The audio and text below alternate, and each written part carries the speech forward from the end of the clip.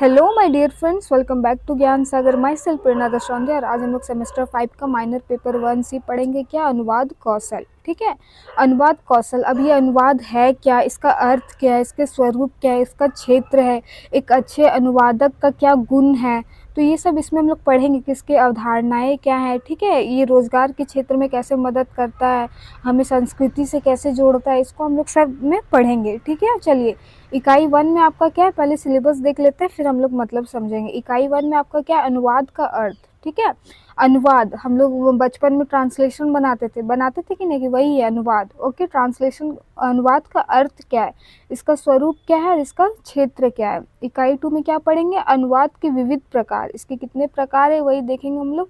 साहित्यिक अनुवाद क्या होता है, कार्यालयी अनुवाद क्या होता है, शब्दानुवाद क्या होता है, भावनानुवाद क्या होता है और सारानुवाद क्या होता है, फिर आंसू अनुवाद क्या होता है। ठीक है, यूनिट 3 में हम लोग क्या देखेंगे, भाषा शिक्षण अनुवाद, अनुवाद की समस्याएं। ठीक है, भाषा शिक्षण और अनुवाद ट्रांसलेट करते वक्त हमें क्या क्या परेशानियों का सामना करना पड़ता है। ओके, इकाई 4 में क्या है हमारा, अनुवाद की प्रयोजनीयता, अनुवादक के गुण। एक अच्छे जो अनुवाद और जो अनुवाद करेंगे उसको हम लोग क्या कहेंगे, अनुवादक।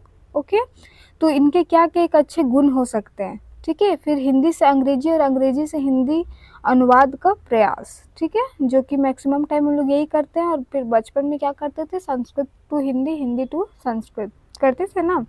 चलिए, तो हम लोग धीरे धीरे हम लोग समझते हैं कि आखिर है क्या। तो पहले हम लोग अनुवाद है क्या इसको समझते हैं। ठीक है, तो अनुवाद क्या है भाई, देखिए, एक भाषा की सामग्री और दूसरी भाषा में अर्थ सहित प्रस्तुत करना। अनुवाद क्या है, इसमें आपको नहीं समझ में आया कोई बात नहीं। देखिए, एक भाषा है, ठीक है, एक भाषा है, उसको दूसरे कोई लैंग्वेज में, कोई दूसरे भाषा में चेंज करना। ठीक है, और ऐसे चेंज करना कि उसका भाव ना बदले, उसका अर्थ ना बदले। ठीक है, उसका भाव ना बदले, उसका अर्थ ना बदले, तब ये क्या कहलाता है, एक अनुवाद कहलाता है। ठीक है, इस प्रोसेस को हम लोग क्या बोलते हैं, अनुवाद कहते हैं। और जो बदलता है उसको क्या कहा जाता है, अनुवादक कहा जाता है। अब देखिए, कोई एक भाषा से दूसरी भाषा में जा रहा है, ठीक है, तो इसको हम लोग क्या बोलते हैं, स्रोत भाषा। जो हमारा रिटर्न है वो क्या है, स्रोत भाषा। और जिसमें हमको कन्वर्ट करना है वो क्या कहलाता है, लक्ष्य भाषा। ओके, क्या कहलाता है, फर्स्ट वाला जिसमें हम लोग पढ़ेंगे और उसको करना है तो वो क्या कहलाएगा, पहला वाला तो स्रोत भाषा। ठीक है, और जो हम जिसमें हमारा लक्ष्य है, जिसमें हमें बदलना है, वो क्या कहलाएगा, लक्ष्य भाषा। ठीक है, और जो जिसमें भाव को प्रधानता दिया जाता है वो भावनावाद हो जाता है, वो अर्थ में दिया जाता है वो अर्थ अनुवाद हो जाता है। ठीक है, तो ऐसा ही है, ज़्यादा टफ नहीं है। होप आप लोग को समझ में आ गया हो कि अनुवाद क्या है। ये एक प्रोसेस है जिसमें क्या करते हैं हम लोग, एक भाषा को दूसरी भाषा में बदलते हैं बिना उसके भाव और अर्थ में छेड़खानी किए हुए एक।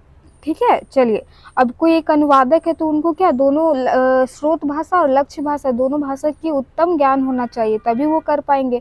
अदरवाइज क्या होगा, अर्थ का अनर्थ हो जाएगा, है ना। चलिए, क्वेश्चन नंबर 2 है हमारा, अनुवाद का मुख्य उद्देश्य क्या है। अब आखिर ये ट्रांसलेशन करने का ज़रूरत क्या है, ये अनुवाद करने का ज़रूरत क्या है, इसका मुख्य उद्देश्य क्या है। तो भाव और अर्थ को की सही अभिव्यक्ति। ठीक है, भाव और अर्थ की सही से अभिव्यक्ति करना। ठीक है, चलिए, स्रोत भाषा किसे कहते हैं, तो वही हो गया फर्स्ट लैंग्वेज जिसको हमको कन्वर्ट करना रहता है दूसरे में। ठीक है, तो जिस भाषा से अनुवाद किया जाता है, फर्स्ट वाला भाषा क्या कहलाएगा, अनुवाद, ये स्रोत भाषा। जैसे हमको क्या करना है, हिंदी टू इंग्लिश करना है। ठीक है, हिंदी टू इंग्लिश करना है, तो ये हमारा क्या हो गया, स्रोत भाषा। ओके, क्या हो गया हमारा, ये स्रोत भाषा, और ये क्या हो गया, लक्ष्य। ठीक है, और अगर हमें इंग्लिश टू संस्कृत करना है, इंग्लिश टू संस्कृत करना है, तो ये हमारे क्या लिए हो गया, ये स्रोत भाषा हो गया और ये लक्ष्य भाषा हो गया। समझ में आया, कोई कंफ्यूजन नहीं होगा, स्रोत भाषा लक्ष्य भाषा जरूर एक नंबर में वो आपसे पूछेगा ही। ठीक है, चलिए, फिर देखिए, लक्ष्य भाषा भी वही है जिस भाषा में हमें क्या करना है, अनुवाद करना है।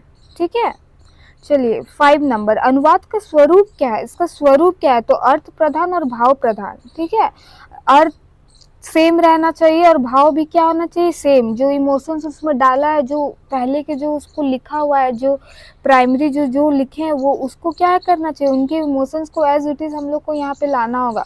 अगर आप सोचिएगा कि यहाँ पे ये गलत लिखा है, इसको हम थोड़ा सा मॉडिफाई कर देते हैं और लिखते हैं, क्योंकि हम ही तो अनुवाद कर रहे हैं, कौन देखने आ रहा है, ऐसे करके अगर आप करिएगा तो आप एक अच्छे अनुवादक नहीं कहलाइएगा।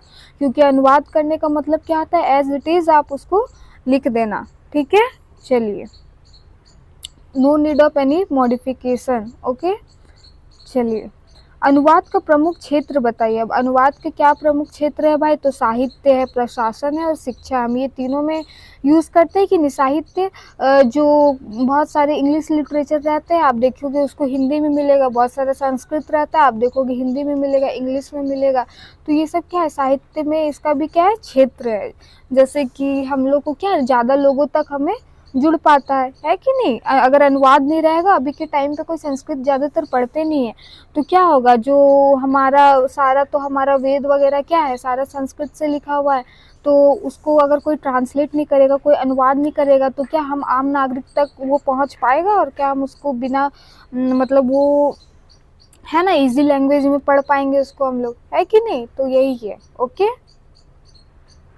प्रशासन मतलब बहुत सारा कार्यालय के लिए भी होता है, ठीक है। शिक्षा में भी हम लोग देखते हैं, तो अनुवाद के ये प्रमुख क्षेत्र है, ठीक है। चलिए, इकाई 2 यूनिट 2 से क्वेश्चन है, अनुवाद के विविध प्रकार। अब इसके क्या क्या प्रकार है भाई, तो साहित्यिक अनुवाद क्या है, तो साहित्य रचनाओं का अनुवाद, जो हमारा लिटरेचर है उसका ट्रांसलेट कर देना, ठीक है। कार्यालय अनुवाद क्या है, सरकारी पत्रों और दस्तावेजों का अनुवाद, जैसे कि हम फॉर्मल में लिखते हैं कि नहीं, तो उसी को हिंदी टू इंग्लिश कर देना, इंग्लिश टू हिंदी कर देना। अगर ये में है, कार्यालय में कर रहे हैं ये सब, तो क्या कहलाएगा, कार्यालय करेगा। फॉर्मल वे में कर रहे हैं तो ये सब क्या कहलाएगा, कार्यालय, ओके। चलिए, शब्दानुवाद का अर्थ बताइए। देखिए, शब्दानुवाद में क्या होता है, शब्द से शब्द अनुवाद, ओके। जैसे कि ऑनेस्ट है तो हम उसको ईमानदार ही लिखेंगे, कोई और इसका कुछ नहीं लिख सकते, एकदम शब्द टू शब्द, ओके, शब्द टू शब्द। जैसे होता है ना कि ये इसका भी मतलब यही होता है, तो हम लिख दिए, तो नहीं, क्या होगा, आपको एकदम शब्द टू शब्द। और इसमें ये क्या प्रॉब्लम होता है कि हो सकता है कोई जो संस्कृत वर्ड में है उसका सटीक शब्द हमें हिंदी भाषा में ना मिले, तो इसका ये एक प्रॉब्लम है। शब्द टू शब्द में कभी कभी हमें एग्जैक्ट शब्द नहीं मिलता है अनुवाद के लिए, ठीक है। चलिए, भावानुवाद क्या है भाई, तो भाव को प्रधानता देकर किया गया अनुवाद। इसमें क्या होता है कि अगर हम शब्द टू शब्द एज इट इज अगर नहीं भी लिखे तो थोड़ा सा कोई दिक्कत नहीं है, लेकिन क्या करना चाहिए, इमोशंस जो हमारे भाव है उसको मतलब एकदम आना चाहिए, इसकी यहाँ पे प्रधानता होता है। शब्दानुवाद शब्द का प्रधानता रहता है और भावानुवाद में भाव का प्रधानता रहता है, ओके। चलिए, अब सारानुवाद क्या है भाई, तो मूल पाठ का संक्षिप्त अनुवाद, ठीक है। जो मूल पाठ होता है उसका संक्षिप्त हम अनुवाद जब करते हैं, ठीक है। आंसू अनुवाद क्या है, तो तत्काल किया गया मौखिक अनुवाद, जो हम बराबर करते हैं, क्या क्या, आंसू अनुवाद मतलब जो तत्काल मतलब तुरंत, एट इंस्टेंट करते हैं हम लोग, ठीक है। मौखिक अनुवाद तो वो क्या कहलाता है, आंसू अनुवाद, ओके। अभी आप भी अगर कोई वर्ड दीजिएगा, तो अब नाम की तुम्हारा नाम क्या है, तो मेरे में भी अभी क्या हुआ, आंसू अनुवाद, ठीक है। तत्काल हम ये किए, ठीक है, वो भी ओरल रूप में, मौखिक रूप में। समझ में आ रहा है गाइस। चलिए, इकाई 3 हाँ, एक बात आप लोग से करनी थी। देखिए, आपको क्या है, 60 रुपीज़ में कहाँ मिलेगा ये PDF आपको, अप टू सेमेस्टर 8 तक। अभी आप 5 में हो ना, जब तक आप 8 तक जाते रहोगे आपको क्या होगा, PDF मिलते जाएगा, जस्ट ओनली 60 रुपीज़ में, ठीक है। चलिए, ताकि आप आराम से पढ़ पाएँ, और नॉट ओनली फॉर हिंदी, आप कोई भी उस हर एक आपको PDF मिल जाएगा, ठीक है। चलिए, हमारे यूनिट 3 से कैसा क्वेश्चन है भाई, तो भाषा शिक्षण अनुवाद और अनुवाद की समस्या है। अब ट्रांसलेट करते वक्त अनुवादक को क्या क्या समस्या आती होगी, है कि नहीं। अनुवाद करते वक्त हम एक अनुवादक, अच्छे अनुवादक को क्या क्या समस्या आ सकती है, तो चलिए देखते हैं उसको हम लोग एक एक करके। तो 13 है, भाषा शिक्षण में अनुवाद का क्या महत्व है। भाषा शिक्षण में जब किसी भाषा को सिखाया जाता है तो उसमें अनुवाद का क्या महत्व है, ट्रांसलेशन का क्या महत्व है, तो भाषा समझने और सीखने में सहायक होता है। ठीक है, जब तक अनुवाद नहीं करेंगे हम क्या होगा, भाषा को हम लोग समझ ही नहीं पाएंगे, है कि नहीं। डायरेक्ट आप उसी लैंग्वेज में हमको दे दीजिएगा तो हम सकेंगे नहीं सकेंगे, क्या होगा। इंग्लिश वाला भी हम लोग पढ़ते हैं तो क्या किया जाता है, आंसू अनुवाद मैम लोग उसको रीड करती है, फिर उसका हिंदी मीनिंग हम लोग को बताती है। ठीक है, चलिए, तो इसीलिए अनुवाद का एक अपना प्रमुख गुण लेके चलता है शिक्षण विधि में। ठीक है। 14, अनुवाद की प्रमुख समस्या क्या है, तो समानार्थक शब्दों की कमी, जो ये किसमें हम लोग को अधिकतर दिखा जाता है, शब्द में। ठीक है, अब उसका शब्द हमको मिल नहीं रहा है इस लैंग्वेज में, तो फिर इस टाइम हमें क्या हो जाती है, दिक्कत हो जाती है। चलिए 15 नंबर, सांस्कृतिक समस्या से क्या तात्पर्य। अभी सांस्कृतिक समस्या क्या है भाई, तो संस्कृति विशेष शब्दों का अनुवाद। ठीक है, जब संस्कृति विशेष शब्दों का हम कल्चर को लेके करते हैं तब ये क्या आता है, तब जो हमारे प्रॉब्लम आता है वही है। ठीक है, सांस्कृतिक समस्या। चलिए, मुहावरे अनुवाद में कठिन क्यों होते हैं, तो शाब्दिक अर्थ अलग होता है ना, क्या हिडन मीनिंग, नहीं क्या था, रीड बिटवीन द लाइन, हाँ ठीक है, रीड बिटवीन द लाइन। तो इसमें क्या होता है कि आप पढ़ कुछ और रहे हैं लेकिन वहाँ बोला कुछ और जा रहा है, तो अज्जल गगरी छलकत जाए। अब अगर कोई बोल देगा कि हाँ इसका क्या मतलब होता है, कोई बच्चा को, अगर ये सब के इसके बारे में तो हमें सब पता है, लेकिन कोई बच्चा को पूछ दिया जाए अज्जल गगरी छलकत जाए, तो क्या वो ये रिलेट कर पाएगा कि ये ज्ञान से रिलेटेड है कि आधा जो ज्ञान रखता है उसके लिए हानिकारक होता है। ऐसा ही है ना, इसका अज्जल गगरी छलकत जाए, जो कम जानता है वो क्या करता है, अधिक दिखावा करता है, तो ये वो बच्चा समझ पाएगा, नहीं समझ पाएगा। तो वही है कि यहाँ पे बोला कुछ और जा रहा है लेकिन उसका शाब्दिक अर्थ कुछ और आ रहा है। ठीक है, तो इसीलिए इसमें कठिनाई आता है। ठीक है, 17 में हमारा कि व्याकरणिक अंतर से क्या समस्या आती है। ठीक है, तो वाक्य की संरचना में कठिनाई, जो हम लोग वाक्य फॉर्म करते हैं उसमें क्या होती है, हमें प्रॉब्लम होती है। ठीक है, अब यूनिट 4 से अनुवाद के प्रयोजनीयता के और अनुवादक के गुण क्या क्या होते हैं। तो 18 में अनुवाद की प्रयोजनीयता क्या है, तो ज्ञान और सूचना का प्रसार प्रचार करना। ठीक है, ज्ञान, नॉलेज और इंफॉर्मेशन का क्या करना, प्रसार करना। ठीक है, अनुवादक का प्रमुख गुण क्या आता है, दोनों भाषा का ज्ञान, मोस्ट इम्पॉर्टेंट क्या होना चाहिए, ये हमें स्रोत भाषा का भी ज्ञान होना चाहिए और लक्ष्य भाषा का भी होना चाहिए। अगर इसको मान लीजिए हमको लक्ष्य भाषा बहुत अच्छा आता है इसीलिए हम आगे आगे कि हाँ हम अनुवाद कर लेंगे, तो ये नहीं होगा। क्यों नहीं होगा, क्योंकि हमको हिंदी का भी एकदम बैलेंस नॉलेज हमको लेके चलना पड़ेगा, बैलेंस उसका एक्यूरेसी लेके चलना पड़ेगा, तब ना हम कर पाएंगे, है कि नहीं। इसीलिए क्या आता है, दोनों भाषाओं का ज्ञान रखना अति महत्वपूर्ण है। जितना आप उसमें है इतना भी इसमें भी निपुण रहना होगा, तभी एक आप अच्छे अनुवादक बन पाइएगा। ठीक है, चलिए 20 नंबर, एक अच्छे अनुवादक में कौन सा गुण आवश्यक है, तो भाषाई संवेदनशीलता। तो भाषाई संवेदनशीलता का गुण उनमें होना चाहिए। 21 में क्या, अनुवादक के लिए विषय ज्ञान क्यों आवश्यक है, तो अर्थ की शुद्धता के लिए। ठीक है, जब उसके विषय वस्तु का ज्ञान रहेगा तभी वो अर्थ में शुद्धता को ला पाएगा, अदरवाइज वो भी क्या करेंगे, मिस्टेक करेंगे। चलिए 22 नंबर, हिंदी से अंग्रेजी अनुवाद का उद्देश्य क्या है, तो वैश्विक संप्रेषण, मतलब वर्ल्ड लेवल पर क्या करना, कम्युनिकेशन करना, संचार करना, रिलेशन बनाना। ठीक है, इंटरेक्ट करना बोल सकते हैं हम लोग, है ना।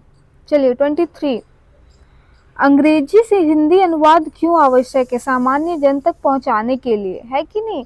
जैसे बैंगलोर हो गया, ओडिया हो गया, ये लोग क्या हिंदी भी नहीं जानते हैं और क्या, तो ये लोग से हम लोग को क्या करना पड़ता है, इंग्लिश। हम लोग अपना रीजनल लैंग्वेज ये करते हैं तो वो लोग को कभी कभी हिंदी भी नहीं आता है, तो हम लोग को क्या फिर करना पड़ता है, अपने ही देश में इंग्लिश से बात करते हैं, तो इसके लिए सामान्य जन तक ये पहुँचाने के लिए अति आवश्यक है।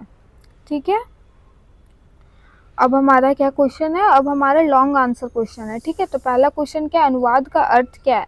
इतना तब समझ गए कि अनुवाद का क्या अर्थ है, ये एक प्रक्रिया है। तो क्या करते हैं इसमें, एक भाषा से दूसरे भाषा यथासंभव उसको क्या करते हैं, बदलते हैं, कोशिश नहीं करते, क्या करते हैं, बदलते हैं। ठीक है, उसका अर्थ और भाव को दोनों को साथ में लेके, ठीक है, तो उसी को कहते हैं। फिर स्वरूप एवं क्षेत्र भी हम लोग पढ़ लिए, शिक्षा के क्षेत्र में है, साहित्यिक क्षेत्र में है, और क्या है, कार्यालय क्षेत्र में है, ठीक है, प्रशासन विस्तृत। चलिए एक बार इसको पढ़ लेते हैं, होप आप लोग इसको अब लिखने में आप लोग को आसानी होगा। तो चलिए, अनुवाद का सामान्य अर्थ क्या है, एक भाषा में व्यक्त विचारों और भावों को दूसरी भाषा में क्या करना, कन्वर्ट करना, ठीक है। एक भाषा में विचार जो विमर्श है उसको क्या करना, दूसरी भाषा में क्या करना, प्रस्तुत करना। मूल अर्थ है भाव और प्रभाव सुरक्षित रहे, और इसका क्या होना चाहिए, इसका जो भाव है और प्रभाव है दोनों क्या होना चाहिए, सेफ होना चाहिए, उस पर थोड़ा सा भी आँच नहीं आना चाहिए कि उसका अर्थ का अनर्थ नहीं निकलना चाहिए, ठीक है। अनुवाद केवल शब्दों का रूपांतरण नहीं बल्कि यह एक सृजनात्मक और बौद्धिक प्रक्रिया है। अगर आप सिर्फ केवल शब्दों में ध्यान दीजिएगा तो क्या कीजिएगा, इमोशंस को आप कहीं ना कहीं पीछे छोड़ दीजिएगा, और दोनों में इसमें क्या हमें बोल रहा है कि बैलेंस बना के आपको चलना है ना। बल्कि यह एक सृजनात्मक और बौद्धिक प्रक्रिया है जिसमें स्रोत भाषा, लक्ष्य भाषा दोनों ही गहरी समझ आवश्यक होती है। बहुत अच्छा क्या कि हम लोग को स्रोत भाषा का भी ज्ञान होना चाहिए और लक्ष्य भाषा का भी होना चाहिए। स्रोत भाषा मतलब बाबू कि पहले हम लोग को जिसमें हमको जिससे कन्वर्ट करना है, ठीक है, भाषा 1, ओके, और जिसमें कन्वर्ट करना है वो क्या होगा, हमारा लक्ष्य भाषा, ठीक है। चलिए, अनुवाद का स्वरूप क्या, बहुआयामी है, मतलब मल्टी ये में है। इसमें सबसे पहले अर्थानुवाद आता है। अर्थानुवाद मतलब अर्थ एज इट इज रहना चाहिए, जिसमें मूल पाठ के अर्थ को प्राथमिकता दी जाती है। जो मूल पाठ है, जो उसका सारांश है, उसको क्या करना, उसमें हमको प्राथमिकता देना चाहिए। और अधिकतर हम लोग को जो हमारे स्कूल वगैरह में जो मिलता है वो क्या होता है, अर्थानुवाद, ठीक है।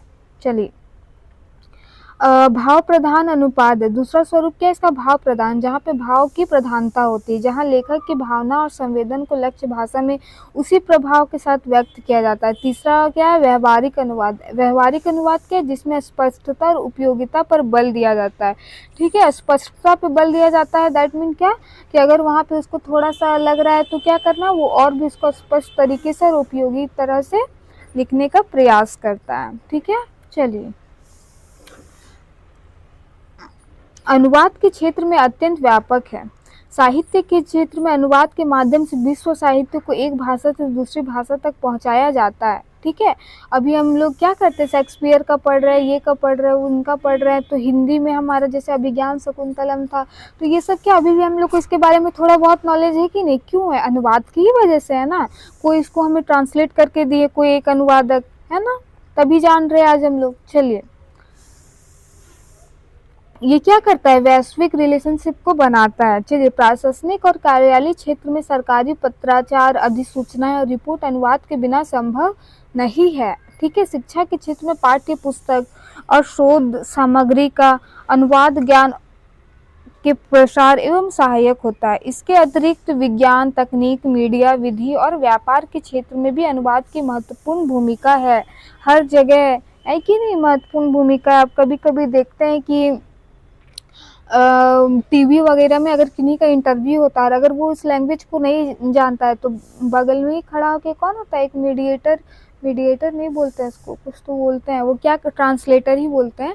ट्रांसलेटर क्या करते हैं, तुरंत वो बोल रहा है फिर ये बोलते हैं, है कि नहीं, ट्रांसलेटर। तो ऐसे देखते हैं आप लोग पॉलिटिकल में अधिकतर, तो वो सब क्या किया, आंसू अनुवाद, मतलब तुरंत एट इंस्टेंट क्या कर रहा है, मौखिक, ठीक है। चलिए जी, दूसरा क्वेश्चन क्या है हमारा कि अनुवाद के विविध प्रकारों का उदाहरण सहित विवेचन कीजिए। चलिए, तो हमें तो ये पता चल गया कि साहित्यिक अनुवाद है, कार्यालय अनुवाद है, शब्दानुवाद है, भावनानुवाद, ठीक है। चलिए, साहित्यिक अनुवाद क्या है, कविता, कहानी, उपन्यास और नाटक आदि अनुवाद किया जाता है। साहित्यिक में हम क्या करते हैं, पोयम को, स्टोरी को, नॉवेल को, नाटक, ड्रामा को, सबको क्या करते हैं, ट्रांसलेट करते हैं, जिसमें भाषा की सौंदर्यता और भावनात्मक प्रभाव को बनाए रखना सबसे कठिन कार्य होता है। भाषा की जो सुंदरता होती है, वो सौंदर्यता होती है, उसको क्या करना है, हमें मेंटेन करना होता है, और उसके इमोशंस को भी मेंटेन करना होता है। कविता में क्या होता है कि उसमें अधिक कितना सुंदर तरीके से लिखा जाता है, रस वगैरह सब मिला के, है कि नहीं, और उसमें इमोशंस छुपा होता है। कभी कभी क्या होता है, कोई कोई ये में इमोशंस कम होते हैं और उसमें शब्द ऐसे ऐसे होता है जो दिल को छू जाता है। तो अपना अपना लिखने का शैली और यही इसी को मेंटेन करना क्या होता है, बहुत महत्वपूर्ण होता है, ठीक है, और कठिन भी होता है। कार्यालयीय अनुवाद क्या है, सरकारी पत्रों, आदेशों, अधिसूचनाओं, रिपोर्ट से संबंधित होता है जिसमें स्पष्टता और शुद्धता अनिवार्य होती है। शब्दानुवाद क्या है, शब्द से शब्द अनुवाद, ठीक है। भावना में क्या होता है, मूल पाठ की भावना को लक्ष्य भाषा में व्यक्त किया जाता है, भले शब्द बदल जाए। अगर एक दो भाषा इधर उधर हुए तो क्या हुआ, चलेगा, लेकिन उसमें भाव नहीं बदलना चाहिए। सारानुवाद क्या होता है, जब पाठ को संक्षिप्त रूप से प्रस्तुत किया जाता है, ठीक है, जिसमें क्या होता है, मुख्य विचार स्पष्ट हो सके। यही हम लोग आशुनुवाद का एग्जाम्पल देख लिए, तत्काल किए जाने वाले मौखिक। चलिए दूसरा क्वेश्चन क्या है, चलिए दूसरा क्वेश्चन क्या हमारा, कि भाषा शिक्षण में अनुवाद की भूमिका तथा अनुवाद की प्रमुख समस्या का विवेचन कीजिए। भाषा शिक्षण में क्या है भाई, अनुवाद की भूमिका। तो चलिए इसको हम लोग देखते हैं। भाषा शिक्षण में अनुवाद की भूमिका अत्यंत महत्वपूर्ण है। अनुवाद के माध्यम से विद्यार्थी नई भाषा के शब्दार्थ, वाक्य संरचना, भाव, अभिव्यक्ति को आसानी से समझ पाते हैं, है ना। विशेष रूप से प्रारंभिक स्तर पर अनुवाद भाषा सीखने का प्रभावी साधन बनता है, ठीक है, कोई दिक्कत नहीं होगा। चलिए, हालांकि अनुवाद प्रक्रिया में अनेक समस्याएं होती है। कैसे कैसे समस्या होती है, तो समानार्थक शब्दों की कमी, एक जैसे शब्द हमें नहीं मिलते हैं, है कि नहीं, दूसरे भाषा में। फिर सांस्कृतिक समस्या आ जाती है, क्योंकि क्या आती है, क्योंकि कई शब्द और मुहावरे संस्कृति विशेष से जुड़े होते हैं, हमारी संस्कृति से जुड़े होते हैं। बहुत सारे ऐसे मुहावरे हैं, बहुत सारे ऐसे क्या हैं, लोकोक्तियाँ हैं। चलिए, मुहावरे और लोकोक्तियाँ, तो इसमें क्या होता है, ये अनुवाद कठिन होता है क्योंकि उनका शाब्दिक अर्थ सही भाव नहीं देता है। जो उनमें लिखा हुआ है जो शब्द, उसमें क्या होता है, सही भाव नहीं होता है। ओके, एक है एग्जाम्पल, ईद का चांद होना, है कि नहीं। ईद का चांद होना मतलब क्या होता है, कोई कोई बच्चा आपके क्लास में देखते होंगे आते ही नहीं होंगे, तो उसको आप लोग क्या बोलते हैं, ईद का चांद है। मतलब क्या होना, कभी कभी दिखाई देना, है ना, मतलब बहुत दिनों बाद आना, है कि नहीं, इसका ये मतलब होता है। तो अगर कोई न्यू आदमी सुनेगा तो फिर उसका आंसर वो नहीं जानेगा, है ना। बहुत रेयर होना होता है ना, ईद का चांद मतलब वही। चलिए, व्याकरणिक अंतर का मतलब क्या है, समस्या उत्पन्न करता है क्योंकि भाषाओं की संरचना भिन्न होती है, जो उसका फॉर्म है, जो वो व्याकरण जो उससे बना वो क्या अलग अलग होता है, इसके लिए भी हमें दिक्कत होता है। चलिए, 4th नंबर, अनुवाद की प्रयोजनता स्पष्ट कीजिए तथा एक अच्छे अनुवादक के गुण का वर्णन कीजिए, ठीक है। अनुवाद की प्रयोजनता स्पष्ट कीजिए, तो देखिए, आधुनिक युग में अनुवाद की प्रयोजनता अत्यंत बढ़ गई है। वैश्वीकरण के कारण विभिन्न भाषाओं और संस्कृतियों के बीच संवाद आवश्यक हो गया है कि नहीं। अनुवाद ज्ञान, सूचना, विचारों को एक समाज से दूसरे समाज तक पहुंचाने का माध्यम है। दैट मीन जो हमारा अनुवाद है, जो ट्रांसलेशन है, क्या कर रहा है, ब्रिज का काम कर रहा है बिटवीन क्या, टू नेशंस बोल सकते हैं, है कि नहीं, संस्कृति बोल सकते हैं, अब जो भी बोल सकते हैं। चलिए, प्रशासन, शिक्षा, विज्ञान, तकनीक, मीडिया, व्यापार, हर क्षेत्र में अनुवाद अनिवार्य हो गया है। अंतर्राष्ट्रीय संबंधों में भी अनुवाद की भूमिका अत्यंत है। जब हम इंटरनेशनल इंटरेक्शन करते हैं तो क्या वो हमारा हिंदी समझ पाएंगे क्या, या हम जो बेसिक इंग्लिश बोलते हैं वो समझ पाएंगे क्या, नहीं समझ पाएंगे। तो फिर क्या होता है, हमें एक ट्रांसलेटर की आवश्यकता होती है। एक अच्छा अनुवादक के क्या गुण है, कि इनमें दोनों भाषा, स्रोत भाषा और लक्ष्य भाषा, दोनों भाषा का क्या होना चाहिए, ज्ञान होना चाहिए। पहला बात, विषय ज्ञान, सांस्कृतिक समझ होना चाहिए। ऐसा नहीं है कि अगर हम मुस्लिम हैं और जो उसको कुरान है, अब उसको कोई मान लीजिए कोई भी ये है लिटरेचर है, उसको क्या कर रहा है, वो कर रहा है, तो वो उसमें वो चीज़ उसको ख़राब लग रहा है तो वो क्या करेगा, अपने से ठीक करके लिख देगा, तो फिर ये सब गलत हो जाएगा, नहीं होगा, ठीक है। चलिए, तो सांस्कृतिक समझ भी होना चाहिए कि हाँ भाई वो उसके तरीके से सही है, वो मेरे तरीके से सही है, तो वो उसको लेके चले, वहाँ पे बायस्ड ना हो जाए, ठीक है। भाषा के सूक्ष्म भावों को पकड़ने की क्षमता अनिवार्य है। छोटे छोटे चीज़ों को, छोटे छोटे भावों को, जहाँ इमोशंस है वहाँ पे उसको क्या होनी चाहिए, उसमें पकड़ होनी चाहिए। अब आपको एज इट इज़ वहाँ लिखा हुआ नहीं दिखेगा कि यहाँ पे इमोशंस छिपा है, वो आपको क्या करना पड़ेगा, ढूंढना पड़ेगा, आपको फील करना पड़ेगा, है ना। इसके अतिरिक्त अनुवादक में धैर्य, सृजनशीलता और स्पष्ट अभिव्यक्ति की क्षमता होनी चाहिए। याद होगा, हो गया होगा। चलिए, अब वेरी लॉन्ग है, तो जो क्वेश्चन इजी रहेगा वो आप खुद कर लीजिएगा, फिर जो हमको लगेगा कि बताने लायक है वो हम लोग करेंगे, ठीक है। अनुवाद को एक रचनात्मक प्रक्रिया के रूप में स्पष्ट कीजिए, ठीक है, एक रचनात्मक प्रक्रिया के रूप में स्पष्ट कीजिए। तो देखिए, अनुवादक को सामान्यतः एक भाषा से दूसरी भाषा में रूपांतरण किया जाता है, किंतु वास्तव में यह केवल आंतरिक या शब्दगत परिवर्तन नहीं है। केवल हम शब्दों का कर दिए, केवल आंतरिक यांत्रिक में कर दिए, ऐसा नहीं है। क्या है? तो अनुवाद एक सृजनात्मक और बौद्धिक प्रक्रिया है, जिसमें अनुवादक को लेखक के विचार, भाव, शैली, उद्देश्य सबको लेके चलना पड़ता है। एक नए रूप में क्या करना पड़ता है? प्रस्तुत करना पड़ता है। इस दृष्टि से अनुवादक स्वयं एक रचनाकार बन जाता है कि नहीं? वो स्वयं एक रचनाकार बन जाता है। भले वो किसी और की रचना को फिर से वो कर रहा है, लेकिन वो स्वयं भी एक क्या कहलाता है? रचनाकार कहलाता है, क्योंकि वो क्या कर रहा है? भाषा, शैली, उद्देश्य सबको नए रूप में प्रस्तुत कर रहा है, ठीक है। अनुवाद में अनुवादक का सबसे पहले मूल पाठ को अर्थ को समझना होता है। क्या होता है? उनको अर्थ को समझना पड़ेगा। इसके बाद उसे निर्णय लेना होता है कि लक्ष्य भाषा में उसी अर्थ प्रभाव को कैसे प्रस्तुत किए। ऐसे नहीं चट मंगनी पट बिहा होता है ना, वो नहीं। क्या उसको सोचना पड़ता है, विचार करना पड़ता है। कई बार शब्द वही नहीं मिलते हैं, ऐसे में अनुवादक को समान भाव वाले शब्द वाक्य संरचना का सहारा लेना पड़ता है। यही प्रक्रिया अनुवाद को रचनात्मक बनाती है। जब हमें समान शब्द नहीं मिलता है तो हम किसी और शब्द का चयन करते हैं, यही उसकी क्या करती है? रचनात्मक ये को दर्शाती है, ठीक है। विशेष रूप से साहित्यिक अनुवाद में यह रचनात्मक और भी अधिक दिखाई देता है। कविता या कथा में अनुवाद करते समय केवल शब्दों का नहीं, बल्कि भाव, लय, प्रतीक, सांस्कृतिक संदर्भों में भी पुनः सृजन करना पड़ता है। यदि अनुवादक केवल शब्दानुवाद करे तो मूल रचना का सौंदर्य नष्ट हो जाएगा। बस वो शब्द पे ध्यान दे तो क्या होगा? उसकी सौंदर्यता नष्ट हो जाएगी, है ना। इसके अतिरिक्त अनुवाद में सांस्कृतिक रूपांतरण भी शामिल होता है। एक भाषा की सांस्कृतिक अवधारणा को दूसरी भाषा में पाठ्य के बोधमय बनाना रचनात्मक सोच की मांग करता है। इसीलिए कहा जाता है कि अनुवादक एक सृजनात्मक संवाद है, जिससे दो भाषाएं, दो संस्कृतियों का आपस में मिलती है। चलिए, दूसरा क्वेश्चन क्या है? अनुवाद के सामाजिक और सांस्कृतिक महत्व विवेचन कीजिए। तो इसका सामाजिक और सांस्कृतिक महत्व क्या है, ठीक है।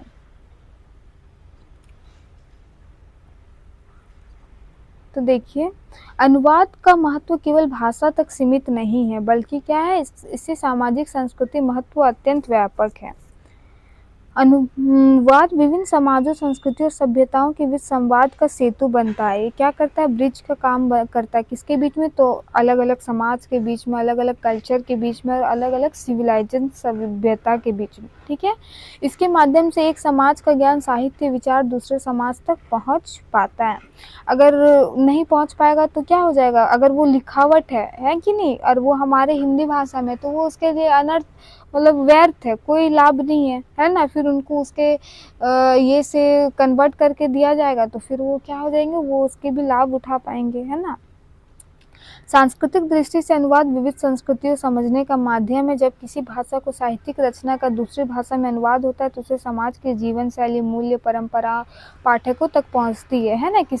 कोई भी सिविलाइजेशन के क्या, उसके कल्चर, उसके परंपरा सब क्या करती है? दूसरे तक पहुंचती। किसके माध्यम से? तो अनुवाद के माध्यम से और अनुवादक के माध्यम से। इससे सांस्कृतिक सहिष्णुता और आपसी समझ बढ़ती है। ये तो हमारा सामाजिक। अब हम लोग क्या देखेंगे? नहीं, वो हमारा क्या था? सांस्कृतिक। अब हम लोग देखेंगे सामाजिक। ओके, सामाजिक स्तर पर अनुवाद शिक्षा और जागरूकता का माध्यम है। विज्ञान, तकनीकी, स्वास्थ्य, कानून संबंधित जानकारी यदि केवल एक भाषा तक सीमित रहे तो समाज का बड़ा वर्ग उससे वंचित रह जाएगा। केवल एक भाषा में वो लिमिटेड रहेगा तो क्या होगा? वो दूसरे तक पहुंच नहीं पाएगा, उसके लाभ नहीं उठा पाएंगे, है कि नहीं? वंचित रह जाएंगे। अनुवाद इस ज्ञान को आम जनता तक पहुंचाता है ना। इतिहास में अनुवाद की भूमिका महत्वपूर्ण रही है। प्राचीन भारत, अरब, यूरोप के बीच ज्ञान का आदान प्रदान अनुवाद के माध्यम से ही संभव हुआ। इस प्रकार अनुवाद समाज को जोड़ने और संस्कृति को समृद्ध बनाने का कार्य करता है। अब साहित्यिक अनुवाद के क्या गुण हैं, तो विशेषताएं और चुनौतियां इसको स्पष्ट करेंगे, ठीक है। कर लीजिएगा आप लोग। चलिए, कार्यालय अनुवाद की प्रकृति, विशेषताएं और महत्व पर प्रकाश डालिए। क्या इसकी विशेषताएं हैं और क्या है, तो ये इम्पोर्टेंट है। तो चलिए इसको करते हैं। कार्यालय अनुवाद वह अनुवाद है जो प्रशासनिक और सरकारी कार्यों से संबंधित होता है। इससे सरकारी आदेश, अधिसूचनाएं, पत्रक, 4 रिपोर्ट, कानून संबंधी दस्तावेज और अनुवाद किया जाता है। इसकी प्रकृति पुनः व्यवहारिक होती है। कार्यशैली अनुवाद की सबसे प्रमुख विशेषता स्पष्टता है। क्या होना चाहिए? क्लैरिटी रहना चाहिए, स्पष्टता होनी चाहिए। सौंदर्यता की जगह क्या हम लोग स्पष्टता पे ध्यान देते हैं, है ना। इससे भाषा सरल, सटीक और औपचारिक होती है, फॉर्मल होती है। भावनात्मक या अलंकारिक भाषा का प्रयोग यहाँ वर्जित होता है, ठीक है ना। यहाँ पे क्या होता है? अलंकार, यहाँ पे सौंदर्य पे ध्यान नहीं देना है हम लोग को, ना इमोशंस को दर्शाना है। जो बात है आपको सटीक लिखना है, सरल तरीके से, औपचारिक वे में, ठीक है। एक छोटे से शब्द की गलती प्रशासनिक भ्रम उत्पन्न कर सकती है। इस अनुवाद का महत्व है लोकतांत्रिक व्यवस्था में अत्यंत अधिक है। भारत जैसे बहुभाषी देश में प्रशासन जनता तक पहुंच जा सकता है जब सरकारी सूचनाएं विभिन्न भाषाओं में उपलब्ध हो। इस प्रकार कार्यालय अनुवाद शासन और जनता के बीच सेतु का कार्य करता है। क्या करता है? कार्यालय और हमारे बीच, आम जनता के बीच क्या करता है? एक सेतु का काम करता है, एक ब्रिज का काम करता है। कैसे ब्रिज का काम करता है? अब हमको प्रॉपर फॉर्मल औपचारिक लिखा हुआ कोई प्रशासन का रिपोर्ट दे देगा तो हम उसको नहीं कर पाएंगे। हमको क्या चाहिए? थोड़ा आम भाषा में चाहिए, है ना। चलिए, भावनानुवाद और शब्दानुवाद का तुलनात्मक अध्ययन कीजिए। तो भावनानुवाद में क्या होता है? भावना को प्रधानता दिया जाता है और शब्द में इधर उधर भी होता है तो चलता है। और शब्दानुवाद में शब्द दर शब्द हम लोग देखते हैं, है कि नहीं, जिसमें समस्या भी आती है। तो वही आपको लिखना है, इजी है, आप कर लोगे इसको। चलिए, भाषा शिक्षा में अनुवाद की विविध की उपयोगिता विस्तृत कीजिए। तो वही पहला वाला क्वेश्चन को ही इसमें जोड़ के आपको लिख देना। 7 नंबर में है, अनुवाद की भाषिक समस्याओं का विस्तृत विश्लेषण कीजिए। इसके समस्याएं क्या क्या हैं? तो अनुवाद की प्रक्रिया में भाषिक समस्या सबसे अधिक जटिल और चुनौतीपूर्ण होती है। प्रत्येक भाषा की अपनी संरचना, शब्द भंडार और अभिव्यक्ति शैली होती है ना। हर एक सब क्या होता है? अब कोई हिंदी से खोटा में अगर कोई चेंज करेगा तो क्या होगा? जो हिंदी में इतना एकदम समुंदर जैसे शब्द, वही हमारे खोटा में क्या होंगे? कुछ उससे तो कम ही होंगे। तो फिर हमें उसका प्रॉपर वर्ड नहीं मिलेगा तो हमें दिक्कत होगा, है ना। समझे? चलिए, वही लिखना है कि सबसे प्रमुख भाषिक समानार्थक शब्दों की कमी, एक भाषा को दूसरी भाषा में बिल्कुल उसी अर्थ में उपलब्ध नहीं होती है। कई बार अर्थ संदर्भ के अनुसार बदलता है जिससे अनुवाद में अधिक कठिन होती है। दूसरी बड़ी क्या है? वाक्य संरचना। हिंदी और अंग्रेजी जैसे भाषाओं में वाक्य रचना भिन्न होती है। यदि अनुवादक मूल भाषा की संरचना को ही लक्ष्य भाषा में ज्यों का त्यों रख दे तो अनुवाद कृत्रिम और अस्वाभाविक हो जाता है। अब हिंदी का ग्रामर और इंग्लिश का ग्रामर क्या है? थोड़ा डिफरेंट है। तो एज इट इज़ अगर वो लिख देगा तो फिर हमारी गलती हो जाएगी। और फिर क्या हमारा मुहावरा और लोकोक्तियाँ में जो कि हमें शब्द नहीं मिलते हैं जो वहाँ लिखा हुआ रहता है। अनुवाद में सांस्कृतिक समस्याओं पे विस्तृत कीजिए, ठीक है। अपने सबका अपना संस्कृति, अपना परंपरा, अपना मूल्य है कि नहीं। और इसमें हम जब चेंज करेंगे तो क्या होगा? अनेक समस्याएं आएंगी कि नहीं। फिर क्या? आधुनिक संदर्भ में अनुवाद की प्रयोजनता का विस्तृत वर्णन कीजिए। एक आदर्श अनुवादक के गुण का विस्तृत वर्णन कीजिए। तो देखे थे हम लोग, संवेदनशील होना चाहिए, धैर्य होना चाहिए, यही सब आपको लिखना। निष्पक्षता होना चाहिए, ठीक है। लिख लोगे ना आप लोग? ठीक है। तो देखिए सब वही सब है। कहाँ गया? धैर्य है, निरंतर अभ्यास है, क्या है? सृजनशीलता होनी चाहिए, भाव प्रभाव लक्ष्य होना चाहिए, दोनों भाषा का ज्ञान होना चाहिए, ईमानदारी होना चाहिए, निष्पक्षता होना चाहिए, नैतिक गुण होना चाहिए। तो यही सब क्या हमारे एक अच्छे अनुवादक के गुण हैं। Thank you for watching, have a nice day. Hope video आपके लिए बहुत ज़्यादा इंपॉर्टेंट रहा होगा। PDF आपको ज़रूर काम ये में आएगा आपके। अब देख लीजिएगा एग्ज़ाम में क्वेश्चंस मिल जाते हैं तो अच्छे से पढ़ के जाइएगा। Thank you for watching, have a nice day और all the best for exam.